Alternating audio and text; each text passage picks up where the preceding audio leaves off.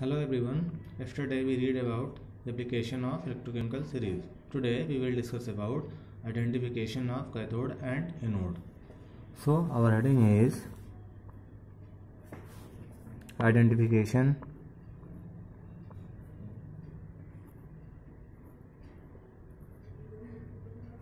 of cathode and anode.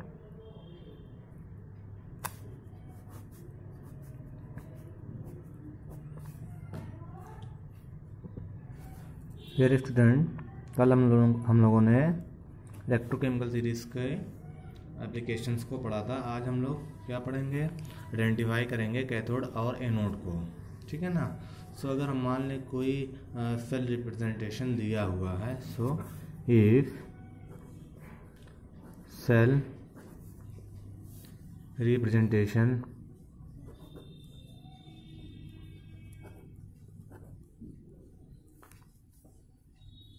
if cell representation is given, चलिए कोई cell representation दिया हुआ है कुछ इस type Zn as solid, Zn dipositive, salt bridge Cu dipositive and Cu in solid. देखिए इसमें क्या होता है, जो सिंगल आपका लाइन है वो क्या रिप्रेजेंट करता है? Half cell. और जो डबल लाइन है वो क्या सेल रिप्रेजेंट करेगा? सॉल्ट ब्रिज, ठीक है ना। तो ये कोई आपका क्या दिया है? सेल रिप्रेजेंटेशन दिया है। ये सेल रिप्रेजेंटेशन है आपका Zn solid, half cell Zn dipositive, in salt bridge Cu dipositive, half cell Cu in solid.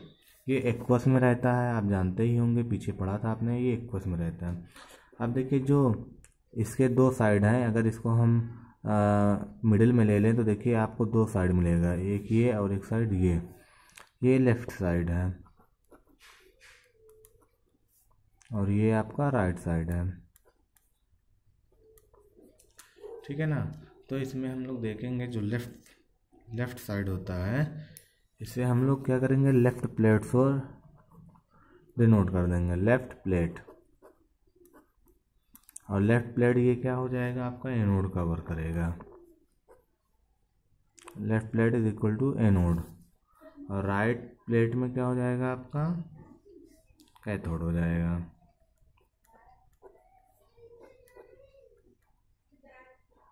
Cathode.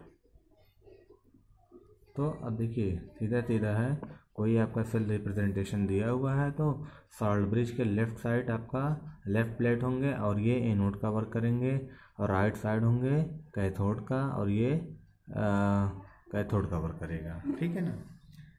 Then देखिए और भी सेल रिप्रेजेंटेशन से आपको फैक्टर मिल जाएंगे। मान लेते हैं जो हमारा सेल रिएक्शन हो रहा है कुछ इस टाइप से हो रहा है, zinc plus CuSO4, it gives that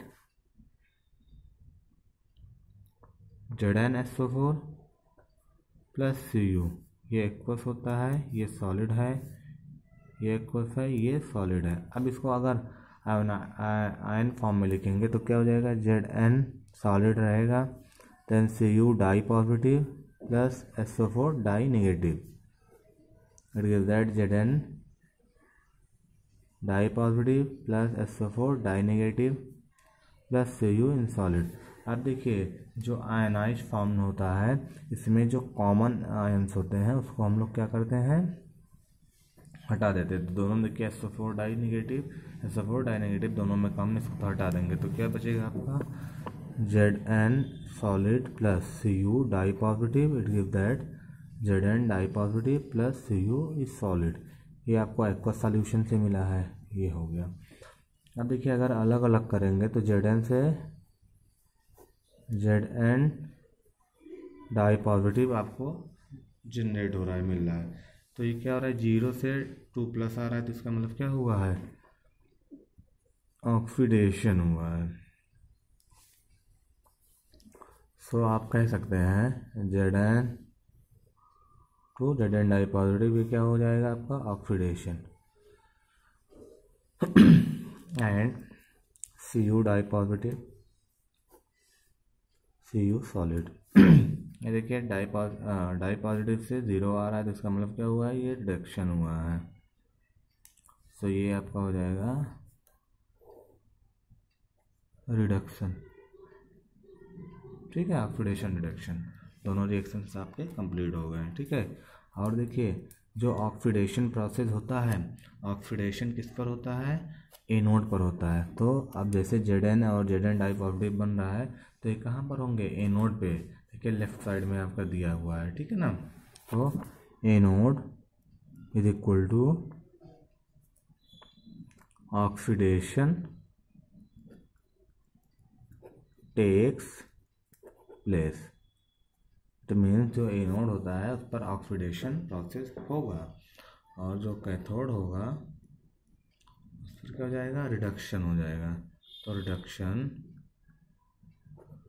takes place, ये एनोड एंड कैथोड हो गया, ठीक है, एनोड ऑक्सीडेशन और कैथोड रिडक्शन हो जाएगा। तो ये आइडेंटिफिकेशन हो गया है। अब इसके बाद हम लोग क्या करेंगे, नेक्स्ट इक्वेशन की बात करते हैं। Our next heading is next equation.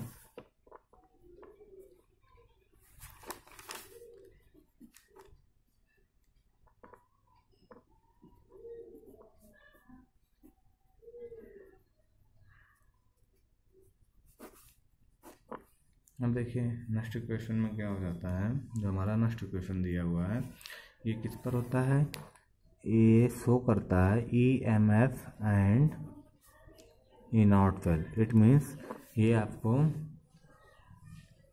Standard electrode potential और इलेक्ट्रोड पोटेंशियल में, सेल इलेक्ट्रोड पोटेंशियल में क्या दिखाता है, रिलेशन शो करता है। सो अकॉर्डिंग टू नेक्स्ट ये क्या हो जाता है, ये आपका EMF का ये, और इसको ये भी कह सकते हैं आप, कोई दिक्कत नहीं है। ये इलेक्ट्रोड पोटेंशियल और स्टैंडर्ड इलेक्ट्रोड पोटेंशियल में रिलेशन शो करता है। So we can say that this equation shows potential electrode and standard potential electrode, ये बात हो गई। आप देखिए ये इक्वेशन जो है कैसे होता है, EMF is equal to E naught cell minus 2.303 RT upon NF log Q। अब देखिए यहाँ पर आप जान रहे हैं EMF क्या हो जाता है, पोटेंशियल इलेक्ट्रोड होता है। ई नॉट सेल मतलब standard potential electrode of cell 2.303 constant हो जाएगा। आर क्या होता है आपका गैस कांस्टेंट, टी आपका टेम्परेचर होता है, एफ क्या हो जाता है फैराडे कांस्टेंट होता है, एन आयनोजेशन से रिलेटेड होता है, ठीक है, और क्यू रेशियो होता है प्रोडक्ट और रिएक्टेंट में। तो बात समझ में आ गई। तो एक तो इक्वेशन ये हो गया नॉर्मली, बट अगर हम लोग आर टी और एफ की वैल्यू रखें तो क्या हो जाता है, ये तब ये देखते हैं, if we put the value of R T and F then next equation, अब नेक्स्ट इक्वेशन क्या हो जाएगा, EMF is equal to E naught cell minus 0.0591 upon n हो जाएगा, और लॉग क्यू, ये हो गया सेकेंड फॉर्म हो गया। और भी आप लिख सकते हैं, इस फॉर्म में भी लिख सकते हैं, EMF is equal to E naught cell minus 0.0591 upon n log Q है। तो आप इसको कर सकते हैं प्रोडक्ट अपॉन रिएक्टेंट, ठीक है ना। लॉग क्यू होता है, Q is equal to product upon reactant होता है। तो क्यू की जगह आप क्या कर देंगे, प्रोडक्ट अपॉन रिएक्टेंट। ठीक है, ये आपका क्या हो गया है, ई एफ की वैल्यू इस फॉर्म में आ गई है। तो 3 फॉर्म हो गए हैं, 1, 2 एंड थर्ड। ठीक है, अब जिस अकॉर्डिंग आपका क्वेश्चन दिया रहेगा उसी अकॉर्डिंग आप वैल्यू पुट करेंगे। ठीक है ना, चलिए देन अब देखिए एक रिलेशनशिप आता है E naught cell and equilibrium constant में। So our next heading is the relationship between standard potential electrode and equilibrium constant.